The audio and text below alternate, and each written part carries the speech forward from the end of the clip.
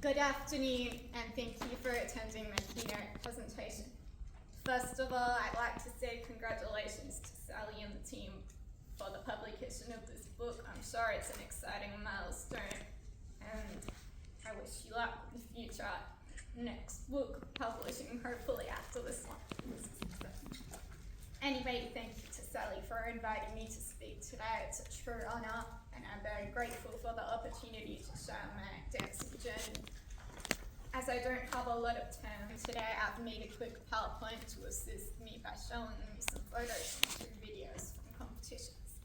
At the end, you'll be able to ask any questions. Please don't be shy and ask whatever you want.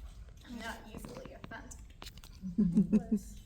So I'd like to start by saying that I'm a ripe old age of 27, but Sally already said that. I have been dancing for almost 20 years. I only began ballroom dancing 5 years ago, and before that I had a 6-year gap where I did cheerleading and gymnastics instead. So previously I was doing jazz, tap, ballet, hip hop, Spanish, and acrobatics. Acro was my favorite as I'm a big thrill seeker and adrenaline. Ultimately though, I had enough of that because the owner of the dance school was pretty nasty and played favourites with the students. I always do this. I was always favourite. She bullied me a lot, mostly because of having a disability. Also, because my hearing started to go downhill and she wasn't keen on sign language, so the relationship just evaporated after that. At that time, I didn't even know ballroom dancing existed. In primary school, we did learn some dancing and I enjoyed that, but it had never occurred to me I could compete. So I guess you could say I stumbled upon it accidentally in 2019. When I saw something on Facebook advertising all ability dancing, I rocked up at the event and by the end of it, I was hooked. I started lessons shortly after, and although COVID stopped dancing for about 6 months in 2020, I have continued to practice and compete. In the last 2 years, I have done many state and national competitions and achieved good results.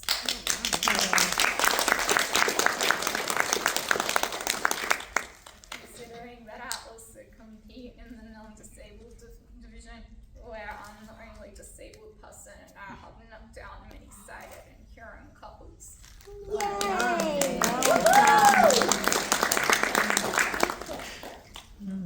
While I don't generally brag and boast about my accomplishments, I do think it's worth pointing out for the sake of proving a point that if you want to be a mainstream dancer, athlete, or whatever, you can. You just got to have the passion and the right mentality. That's right. Yeah, that's right. Yeah. My very first ballroom dance teacher had minimal faith in my ability to win against non-disabled dancers. I eventually left him and found someone better who believes in me. Good for you. I am self-motivated, but I also need encouragement and positivity from my partner. Next year, we are heading to England to compete at the world's biggest ballroom dance competition.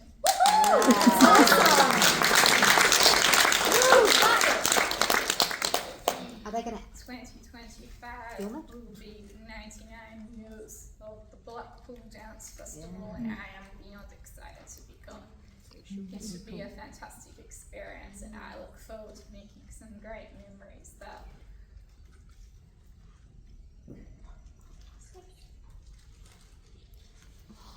So when I started out, I was doing all 3 styles, standard, New Vogue, and Latin, but I dropped the Latin after 2 years because I found it too difficult with my poor balance.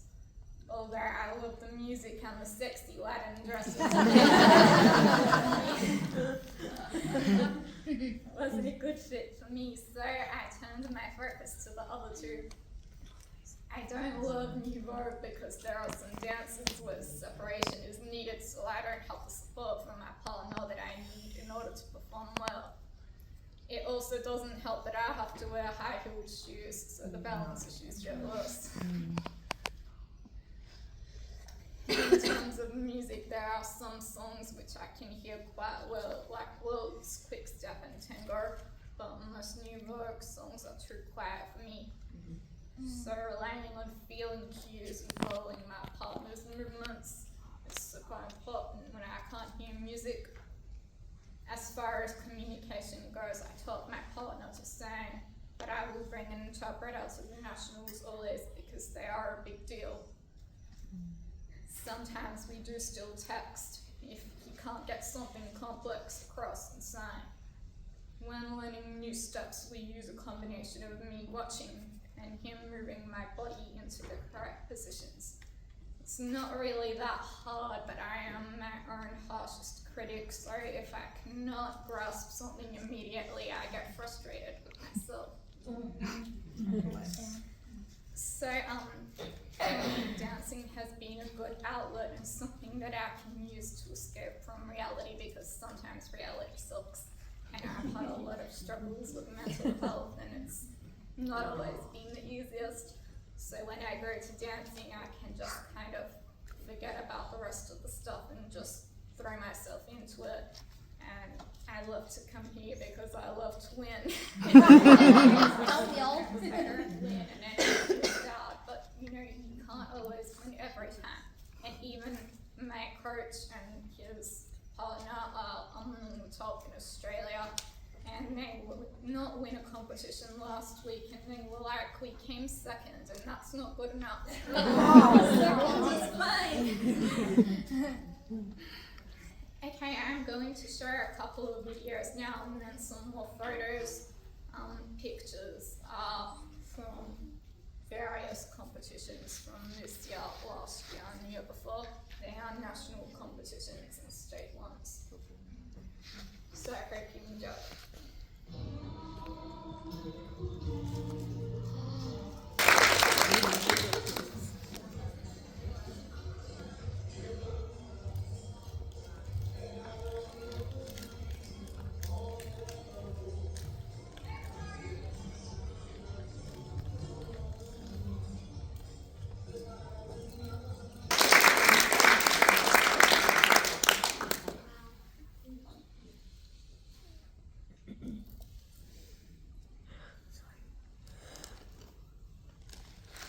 This is from last year's Australian National Championships.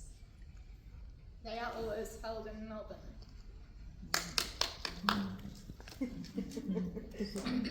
Next one. This is from the year before. Questions. Okay, and I think I'm finished.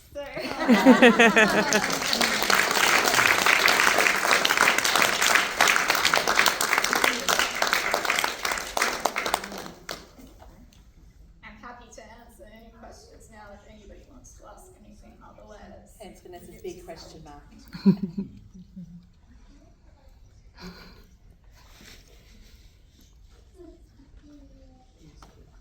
Be quiet.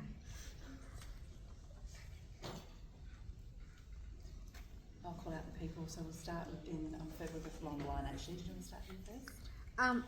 Are they going to televise the dance competition that's in England?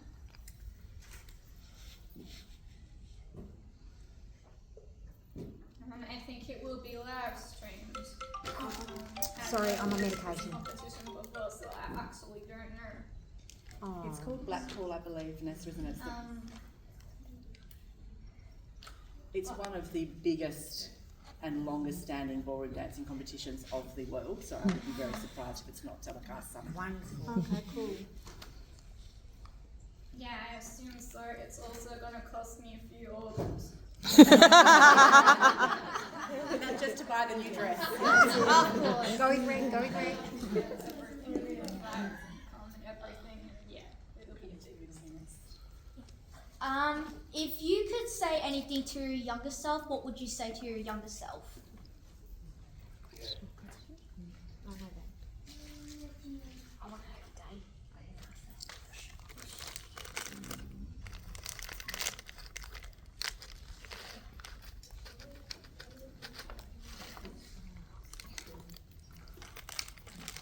Well, like I said before, you can do anything if you put your mind to it, but you should never let other people's judgments and opinions matter. And I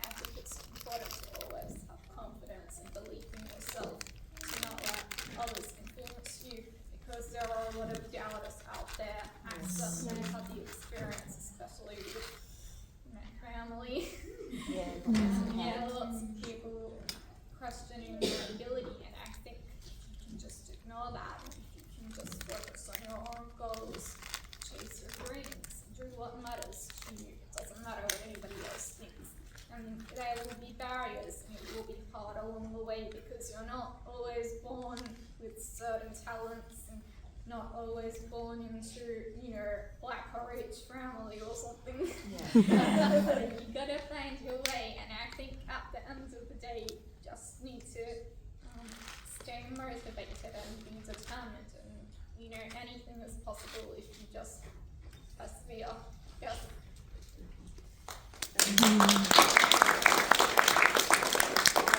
One of our younger audience members today. What is your favorite dress that you danced in? I think probably the blue dress is the favourite one that I've had so far. I've had so many in the last 4 years. I can't even think how much money I've spent on them. Thousands of dollars. Maybe $20,000 or more.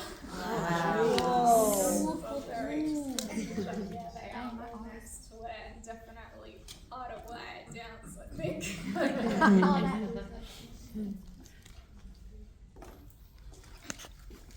Vanessa, thank you so much. A final round of Thank you applause. very much.